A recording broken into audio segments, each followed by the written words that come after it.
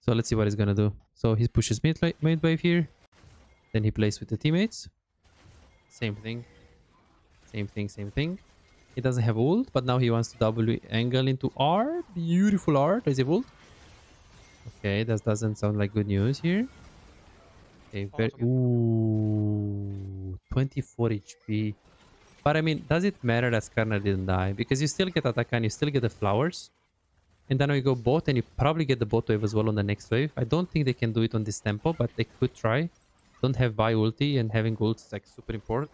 So they will just recall. What's going on, guys? This is here, and today we will watch DEFT, how he snowballs the game and how he converts his lead from the early game to the later stages. Let's take a look at this and let's see how he does it. LCK, AD carry, we see the elo is Grandmaster to Challenger, really high elo. So let's take a look at this. He picked Kai'Sa. He has good setup. He does have a Vi, he does have a Galio, he does have a Rakan. So the way I see it, when I pick Kai'Sa, I want to have absolute minimum 2 super reliable things that I can ult with. So if I have a Nautilus support, that's fine, or a Rel. But if I don't have it, I hope I have, you know, Lissandra mid lane with the Vi jungle, or maybe an Ornn top lane with a Malphite mid lane. Like 2 super reliable champions that I can play around. Now he has V ult, which is obviously super easy to play. He has Galio, double, and he also has Rakan. So the pick is good. If you don't have, you have Karma support, mid lane, you know, no CC, Kale, top lane, attack, Akshkan or something. Don't pick this champion. I don't personally like to pick this champion. So let's take a look at this. Let's see how he plays. So he wants to just go in. There is Galio, Kai'Sa, Rakan. So he wins really hard early on. So he just wants to get brush priority. I think if Nautilus hooks here, they just win. I don't think he should hook. Because it's isolated Q and 5 hits on Kai'Sa. Yeah, that's why Nautilus was a bit scared to hook. But now they will lose. I would personally start W here. I think if I play Challenger OS... Ooh, he had to flash because the guy sweepered away. Really good. Yeah, he should start W with the Nautilus. Because if you hook, you're not going to win. Because Tristana is very useless level 1 compared to isolated Q, Kai'Sa, and 5 auto attacks of Kai'Sa. Passive, right? Let's see what they're going to do. So now, they will just slow push. They have to walk up a little bit here. Just step into the brush. They need to reset on the next wave. So they'll probably just push. I'm thinking about the Cull recall. Rakan can pressure, but I don't think DEFT can pressure really much here. Just with, like, here, auto attack Q. There is no reason for him to push here. He can just keep slow pushing a little bit, but he also needs to make sure he... Like, you guys see that? He needs to make sure, like, here, he just steps up because he thought he has the E, the Tristana. Okay, there is no E for Trist. He needs to push on the next one. He needs to use his Biscuit. I think it's a bit greedy to not use Biscuit here. Ooh, what? He actually... Wow. He actually died. Auto Q and then beautiful W here. Wow, that's the mistake of Nautilus, and this is Challenger. So yeah, let's see. He can't keep the wave here. They need to square the wave, and then he needs to recall. Yeah, this position is really good to recall because you have to basically be here in order for you to see the Kai'Sa recall. So he just recalls. I would get Carl because it's 2 minutes in the game, but I see him getting something else as well. Yeah, okay. Yeah, I mean, below 5-6 minutes, you can get Kal. There is Tristana, Zerat, so it does this thing that he's going to scale well. I think he thinks he scales well. Like Kai'Sa in this comp, especially if he goes for AP build, I think it should be quite reasonable pick. So now wave is coming into him. He will most likely let the wave to come into him. There is nothing really he should really do here. He pokes to the W, which I personally don't recommend it in general, because if Rakan W is in... I like to have my W so I can have the all-in, but now he knows there is no reason for him to all-in. Vi is just going to take the scuttle. They will just play safe. Tristana has the push here.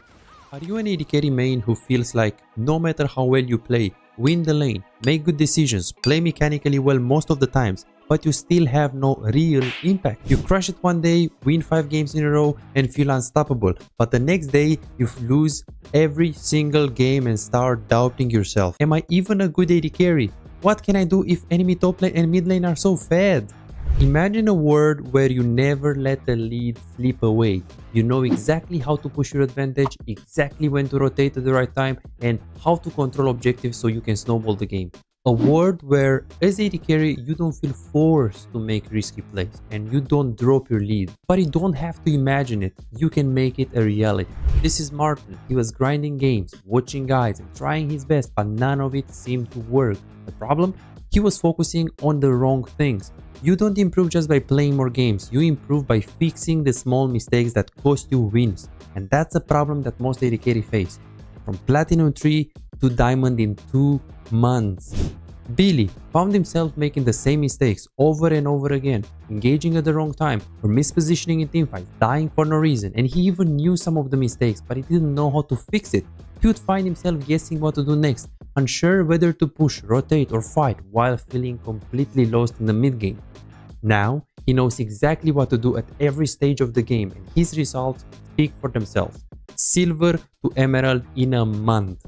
Shaquille went from Diamond 4 to Challenger. Alex went from Gold to Grandmaster. And they are not alone. They are part of a growing community of over 3,254 players who have taken coaching and transformed their gameplay. But here is the truth. This was not overnight and it was not effortless.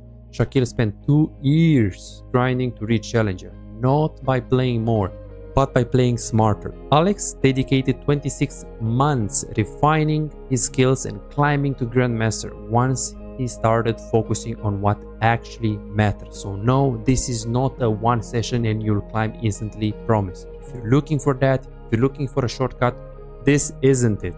But if you're willing to put in the time, willing to put in the effort, apply the right mindset and focus on the details that actually matter, this is the proof that coaching actually works. You're closer to being a great AD carry than you think. Most players just need to uncover what's actually holding them back. That's it. You could keep grinding, watching random guides and hoping for progress, but how much time will you waste before realizing something is missing? You could finally find the real mistakes that have been keeping you stuck and start making real progress. You have already put in the effort. Now let's make sure it pays off. Book your coaching session now at bizaz.com. Push here. Okay, I want to see what happens here. Let's see. Ah, this is so good for Rakan. Wow, this is so good. Like, did you guys see that? Like, Rakan now, he goes around, right? But here, he could W. Like, now he could W. But what he did is that he stepped one step. He flashed here just because she knew that if the Rakan is gonna W from here, the Tristana can buffer it. But what he did, he flashed into melee, like here, and he W'd here, knowing that Tristana will try to buffer, knowing that Tristana won't expect Rakan to actually flash W, so the Rakan is going to interrupt. So it's such a mind game, and I really like this, because instead of like Wing now with Rakan, he stepped like for here, which is going to take 1 more second, but this will also mean that Tristana should have the W in the air. And then what she did is that she started the W with Tristana, and then she flashed because she realized, oh shit, Rakan mind gaming the shit out of me. This is so nice to watch, honestly. Like, I don't know, but in Korea, supports are just better. Especially from a mechanical point of view. Yeah, there is no reason for you to push here. Just stay into the brush. Pressure the... If they get hooked, they win. Let's have barrier up. Hard to play Nautilus here. There's no reason to hook for him. Yeah, but you have to force them somehow. With Nautilus, you can't just play slow and do nothing. You have to force the HP, because otherwise you're gonna lose a lot of HP. DEFT pings. Yeah, I like these pings. Like, I see a lot of... Ooh. He also got the cannon there. Like, when I play with Hansama on the lane, he used to ping a lot. I don't know if he thought I'm just bad at the game and he had like he just wanted to ping to tell me what to do, but it's just... I guess like these players, they just know a lot more than the usual player, and yeah, I would believe that I'm also a good player, you know, I'm not like bronze or something, but yeah, they just know a lot more, and maybe the difference between this challenger support and DEFT is just massive anyways, right? Which, yeah, I mean, it should be a difference, right? Because DEFT was a pro player, but I mean, massive difference between 2 challenger players. I mean, crazy. Is he gonna recall here? He has 1k gold. Tristana is low into the tower.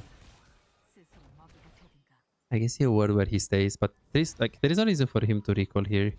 Okay, if Trist recalls, then he should recall. But now he's thinking this is a non-cannon way, so I can just push this. Like, did you guys see this? Like, there is no reason for him to recall. I see a lot of players here who they will recall first. He has only 1000 gold. He doesn't have Kraken Slayer. So he sees Tristana is 1 HP and he's like, okay, I'm not gonna recall first. The guy that has a lot less HP, that guy has to recall, not me. And now I can see DEFT staying here. Yeah, definitely. Because Trist is low HP, right? Okay, he might get ganked. I think it's a bit too iffy, but he sees Nautilus top now, so he can do whatever he wants. I don't know why Tristana stays for this wave. It's a bit iffy. She would lose 1 wave, but now she would lose her life too, I think. And like 2 plates. There is Drake, but since Nautilus, like, okay, Drake was started, but since Nautilus was shown top, then they can just do this.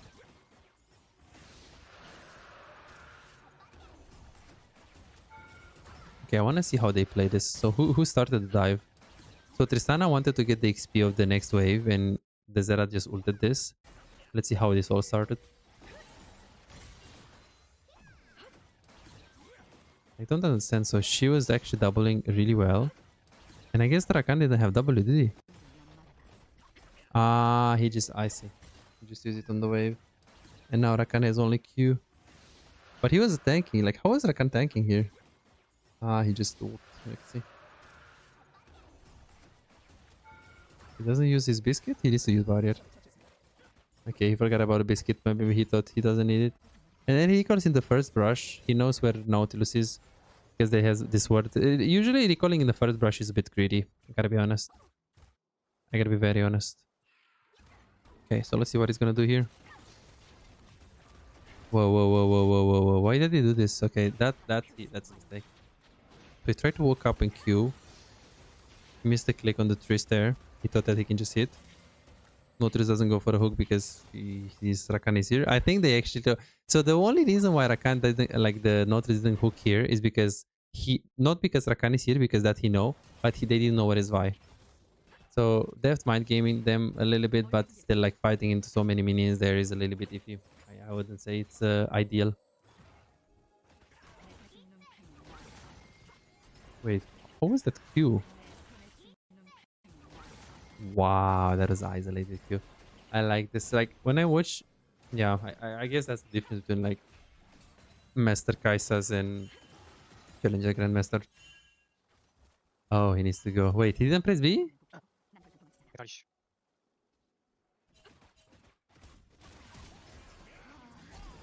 I want to see this play. So they cheese, which is normal. Auto attack first, flash the W of Trist, which is really important. RW combo there, you guys see that? So first thing, what he did is he flashed immediately the W of Tristana. Remember that Tristana stacks the E also by using abilities. So if Tristana E's you and then W is on top of you, or ults, she gets a stack. So what they do is that they W and in the air they put the E so that when they arrive, the E is going to have automatically one stack because of W. So he flashed that knowing what Tristana does. And then here, auto attack on Triss, Q as well, RW. That minion.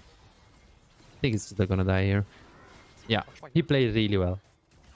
He played really, really well. He played really well. And when I play, that's my goal. 99% of the cases. Like, sometimes I lose my lane. And it's annoying and stuff, but I want to look at me and I want to see, okay, but look how well I played it there. Look how, you know, I made them sweat for that kill. I made them. So this is how I aim to be, you know. Even when I lose, I want to be my best self. And that's what you should be doing as well. Okay, he wants to... So he went mid, obviously. So he died here. Where is Galio? Galio is bot. He's going to push his wave. So Kais is going mid. Obviously, after this wave is pushed, he wanted to go back to bot. The Galio still didn't finish to push this wave, so he stayed a little bit more. Look. And now he should swap after this. Okay, now he wants to swap. But unfortunately, Nautilus is here, so he blocks the swap. He needs to go around. And now he needs to go to bot lane. But now we need to TP on mid. Yeah, exactly. You need to TP on mid on Galio. I see. Yeah, good play. It's good to go back to bot. And it's good to actually understand that if, you know, your mid laner roamed, a kill. Oh boy. Oh boy. If your mid lane roam bot and he's gonna take your wave, there is no reason for you to just, you know, go bot. Like, just comment. Okay, why does he stay for a plate here? So Nautilus is top. They see that. They punish. After they punish, they see the death timer of Tristana. It's huge. The guy should go top with Rakan. Recalling to going top. He takes the plate, and here, did you guys see that? He takes the plate, and he knows exactly that Tristana just respawned. So he can recall now.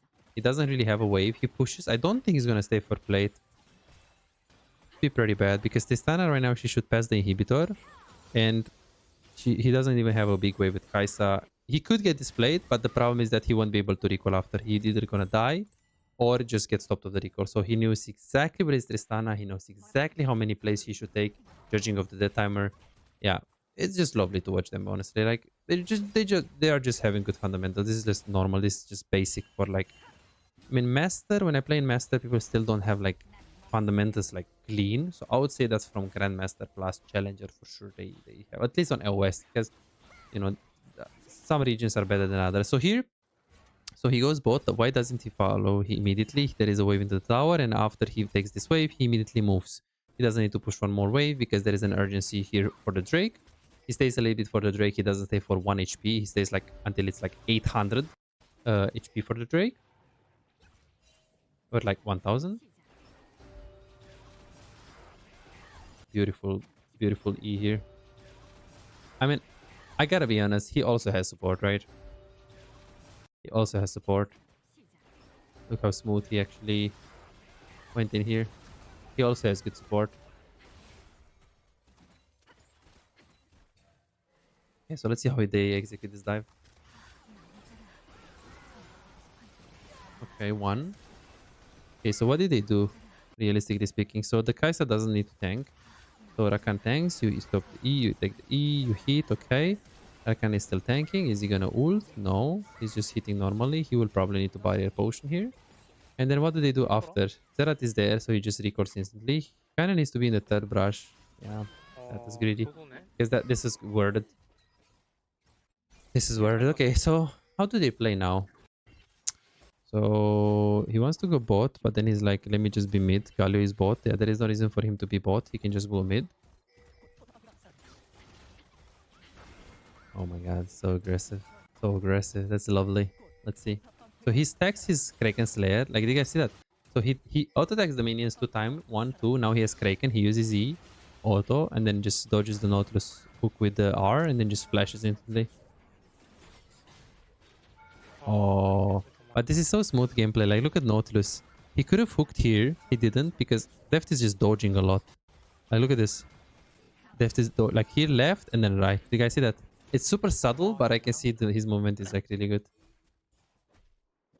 Yeah, the reason why I like so much DEFT is because his movement is really good. I can see he anticipates a lot of things, and I can see he plays smart. When I watch Guma or like other people like Ruler, they're just so good mechanically that I'm gonna be like, okay, that's so good. I'm so impressed. I'm wet, but I can never do that because I just don't have his hands.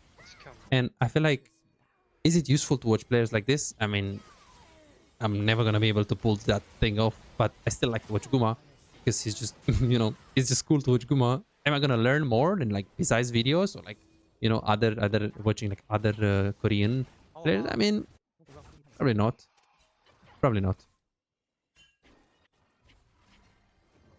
Okay, so he needs to go to mid lane here, I think. Wait, he actually goes to top. Okay, so take this. That's fine. And he goes back to mid. So now he needs to play with his teammates. He just needs to play for his teammates. Let's see.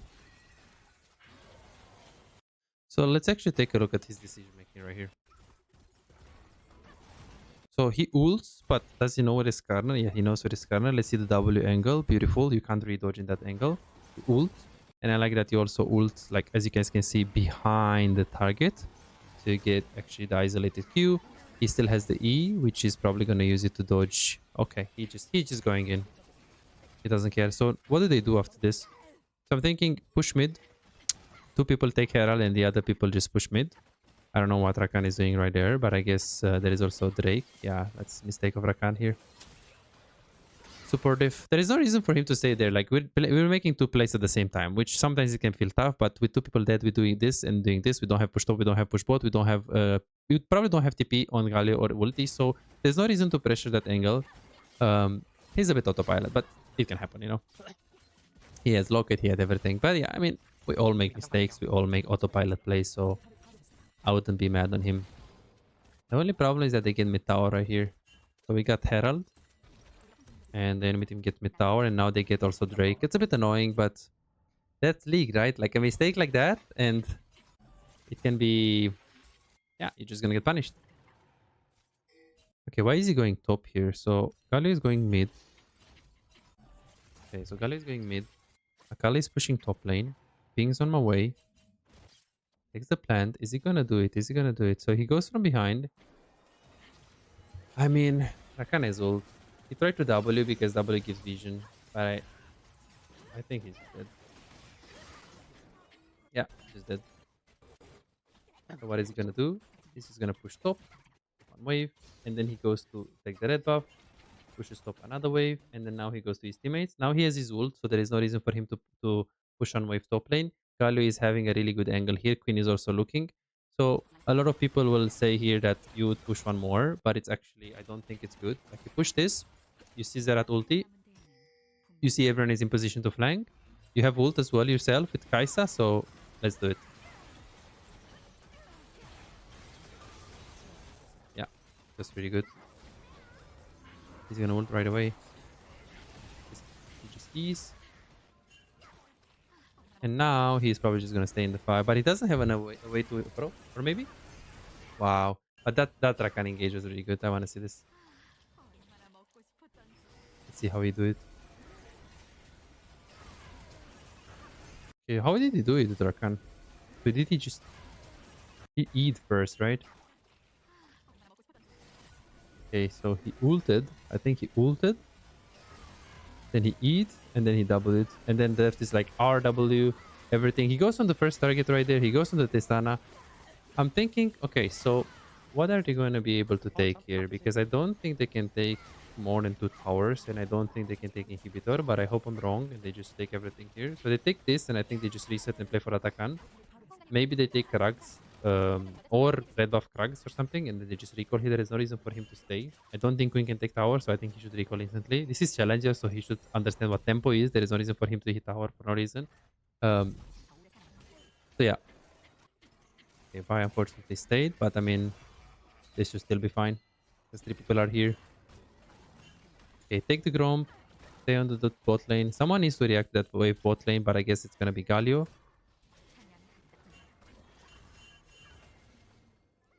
Let's see. One is it W?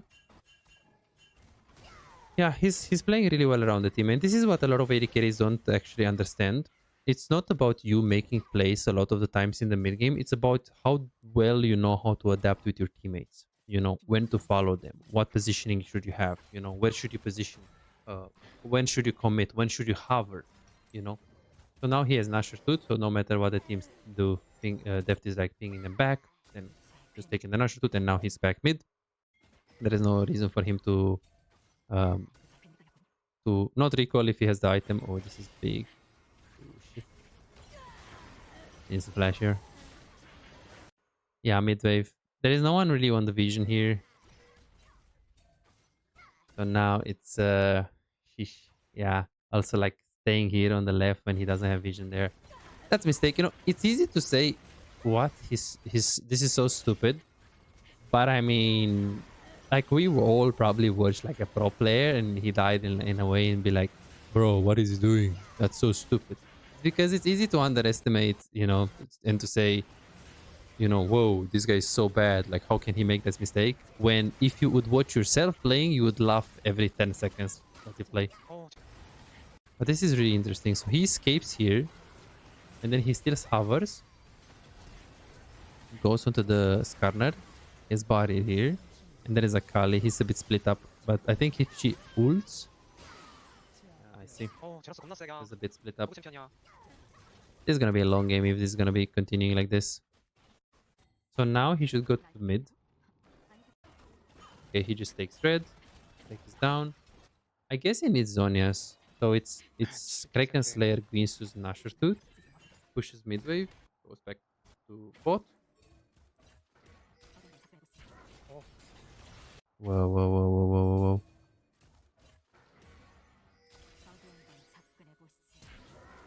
Pretty good actually, Hook there. I think he might be fine. Rakan. Oh, he didn't put Guardians. That was alpha by Rakan actually. That's really alpha by Rakan. I think I would play it differently here. I would ulti and then I would E. Thinking that he's gonna die.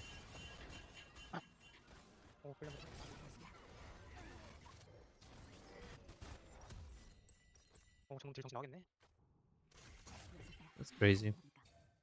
Okay, so he goes to... He should probably stay mid, right? Yeah, he can't go bot lane. He's thinking about Atakan, but he can't go. He needs to play with his teammates. Like, when you play this champ, it's all about playing with your teammates. Don't tell me he's gonna go Banshee. I don't think he's gonna go Banshee. I really don't think he's gonna go Banshee.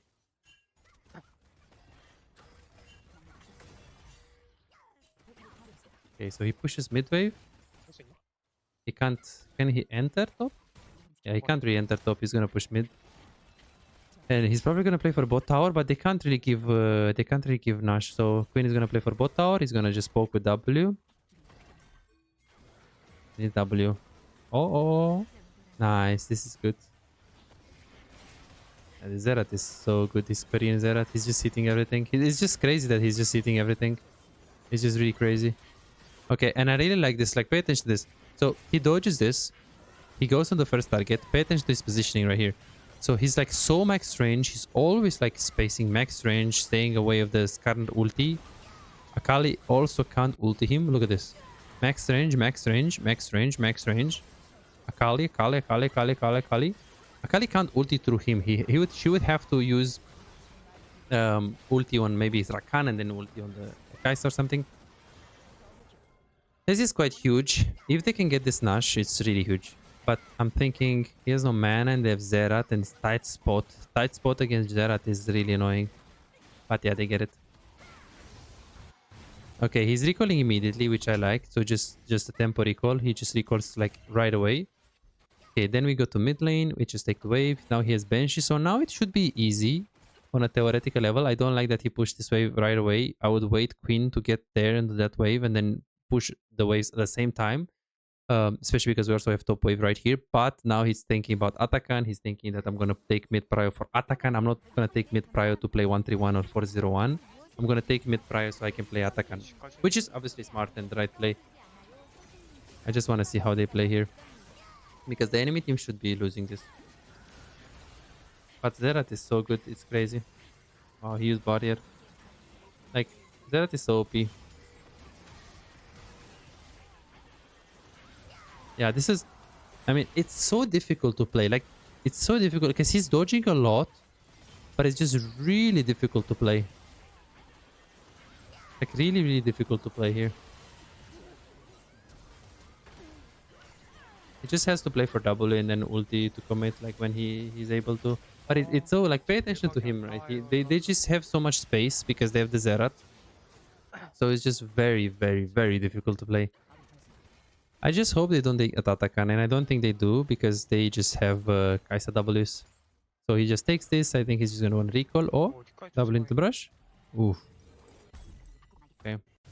So let's see what he's going to do. So he pushes mid wave here. Then he plays with the teammates. Same thing. Same thing, same thing. He doesn't have ult, but now he wants to W angle into R. Beautiful R. Does he have ult? Okay, that doesn't sound like good news here. Okay, ooh, 24 HP. But I mean, does it matter that Skarner didn't die? Because you still get Atakan, you still get the flowers. And then we go bot and you probably get the bot wave as well on the next wave. I don't think they can do it on this tempo, but they could try. Don't have buy ulti, and having ult is like super important. So they will just recall. Okay, we take the red buff. We go back to mid lane. Yeah, it's smooth. It's smooth. I like that. So what can you learn from this is just pay attention to his map movement. He is always... Like, at any given time, I can say, bro, if his teammates are fighting, he's there. But I can't say... Because a lot of people ask me, okay, but should I focus on farm? Or should I in mid-game? Or should I help my team? Well, it's a bit of both, but it's kind of understanding when your team should be fighting or when your team is able to fight. Because when your team should be fighting, it's like, in low elo, they are not going to fight when they should fight. So it's about prioritizing your waves while still be able to, you know, cover your players and being there, you know. So that's what's important. So I'm curious to see how he plays the next fights, because he's probably gonna play for W, but he kind of needs to have the Akali vision. He needs to have the Akali vision here. Okay, ooh, the Skarner ulti is used. This doesn't look good. W. Okay, so Skarner doesn't have ult. Tries to kite back. Needs to ult over the wall. He doesn't have Zonya. He's popping pretty good. He's going on the Trist. I think he's gonna die here, or... Yeah, he plays really well. And he also got Akali. I'm not sure if they can end here. Because they have Zerat. If they had any other champion, they could have. Yeah, they're just back. Wait, what? Yeah. This is the game sense of DEFT. He knows they have Zerat. We can't end, guys. Stop trolling. We have no wave. The wave is like next one. Just recall for Baron. And now he's just pinging the players. And he just knows the game really well. And then now, he's first here. If all of his teammates are around, he could start to get that on spawn. And this is also really good. Like, I like his recall, right? Because he understood he can't end. And he understood that death timers are not big enough and we can't end on the next wave because it's Zerat with so many items. So now when he recalls, pay attention to where he is right now. This opening, when he has WR and kills him and we get Nash, can be game winning. The fact that he played around tempo, this is DEFT, you know? Okay, it was really unlucky. It was very unlucky because he just missed W. But the fact that he was able, the fact that he was in a position where he can have that window, not many people, I would argue that only Grandmaster Challenger players will make that play, because probably an Emerald player will like stay with the teammates and not recall right away that confidently that they can't win. They wouldn't know their limits. They wouldn't know, you know, whether they can end there or not. So they will never have that opening. But now it just feels like quite hard to play. Yeah, it feels really... Ooh, that shield was huge. Yeah, he ends up dying. Okay. So there is Drake. I just want to see if they can actually keep this this Nash on 2 people at least. Okay, so Rakan has basically locate into Abyssal, which I guess with the Galio could work. But yeah, I mean, next fight should be GG. Okay, ooh. Don't tell me he's gonna die here. I think he is. Oh, that's really good. Yeah, so that's pretty much the game. I think 2 people are dead now. They just pushed top. He's too strong because he has Zonia's... Wait, he actually went Rabadon. He's probably thinking he doesn't have enough damage to carry the game, but I don't know if I agree, because if I... Like, you have so much damage, there is Vi, there is Queen. Like, do you really need damage? Okay, I mean, you can argue that you have Galio and you guys need damage, but I don't believe that you can probably win easier with Zonias. So I don't think he needs damage, but I mean... I can see why he goes that cap, because it looks like the enemy is just dying quite slow, especially with that Skarner. So yeah, I really like his map movement. So if I would have to take one thing from this game, is that it's important to be adaptive with your team, and it's important to always make the balance between farming well and fighting. And in the mid game, the later you go in the game, the more important fighting becomes, but understanding when you should fight. And when you should fight, you should decide based on the number advantage, HP advantage, and distance between you and the fight. Also with the resource advantage, like if you guys have ult and you don't, and stuff like that. Guys, thanks so much for watching. Hope you guys enjoyed this video, and hope to see you in the next one. Bye bye. $5. If you have problems improving and getting better in the game faster but you cannot afford booking coaching, on my Patreon you can access more than 627 VOD reviews, premium videos about how to wave management, mid-game macro, and tier lists that will show you the best champions to climb and to improve for your elo. And these are not on YouTube, this is only on Patreon, they're exclusive. Moreover, you can participate in the free coaching waiting list to get a premium VOD review. I'm giving away 2 free VOD reviews every single week. All what you need to do is simple 2-step process. Subscribe to my Patreon and share your OPGG, and voila, you are on the waiting list. You're gonna get a personalized VOD review for any game in your match history. For just $5, you get not only the free VOD review, but a whole bunch of exclusive benefits that will supercharge your gaming experience. It's a small investment for a big return. And it's just $5, it's no brainer, right? But here is the deal, you've got to act quickly. The waiting list is already filling up fast. 55 people already subscribed to the Patreon, and there are 6 people that they already are on board, they are on the waiting list. And more are joining every moment. Now, do you want to secure your spot for a free VOD review? Go ahead on my Patreon and reserve it right now.